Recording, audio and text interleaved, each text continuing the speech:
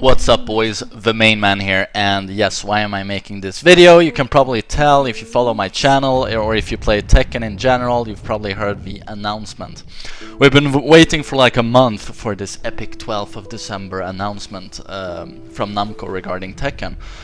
And now we got the information we needed. It was actually, as I guessed, the reveal of the expansion for Tekken 7. As we had Tekken 6 Bloodline Rebellion, we had TTT2 Unlimited.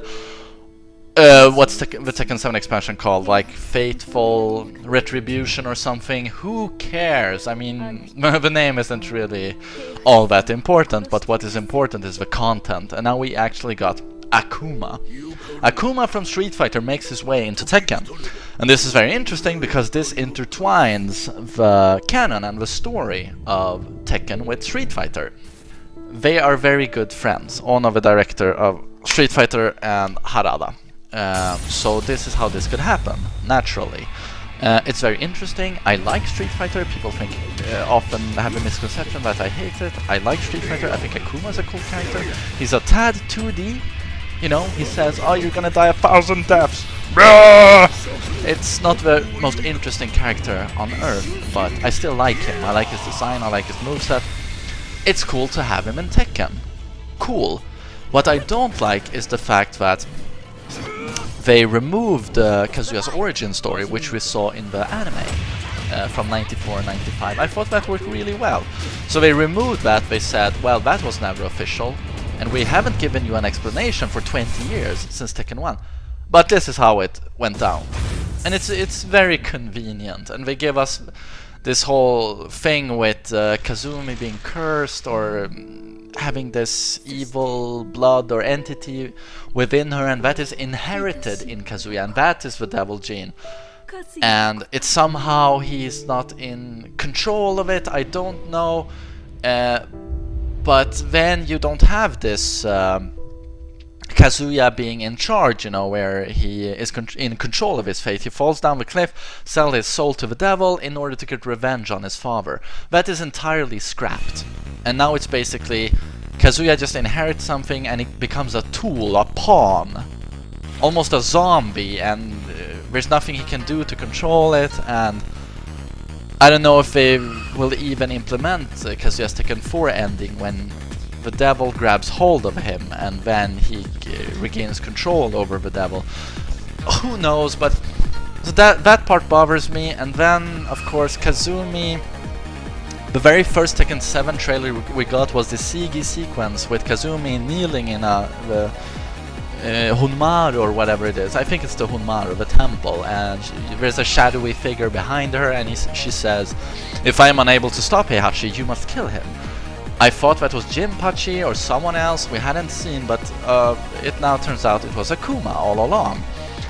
So now you're sitting there wondering, okay, so is Akuma going to kill Heihachi? And in the end of this new trailer, Kazumi even hints that Kazuya is also an obstacle that has to be taken out by Akuma. And you can see in the end, Kazuya goes for the glorious Demon God Fist, coolest move ever, you can tell by the name. And Akuma goes for a Hadouken, and they're duking it out, of course. And it would be kind of sad to see the story from Tekken 1 to Tekken 7. This Mishima Seiga epic struggle where no one really is able to finish the thing. And then the game developers pretty much say, well, we needed a Street Fighter character to end this conflict. And you're like, I don't think we're dumb enough to do that. It's probably not going to happen. I guess it's going to be Jin, probably killing Heihachi and Kazuya with the help of Akuma, who knows, but I still like it. I think it's a ballsy move. And it will attract a lot of Americans, because God knows Americans like Street Fighter, and casual gamers will also like this a lot. So I think it's a great move. So big thumbs up.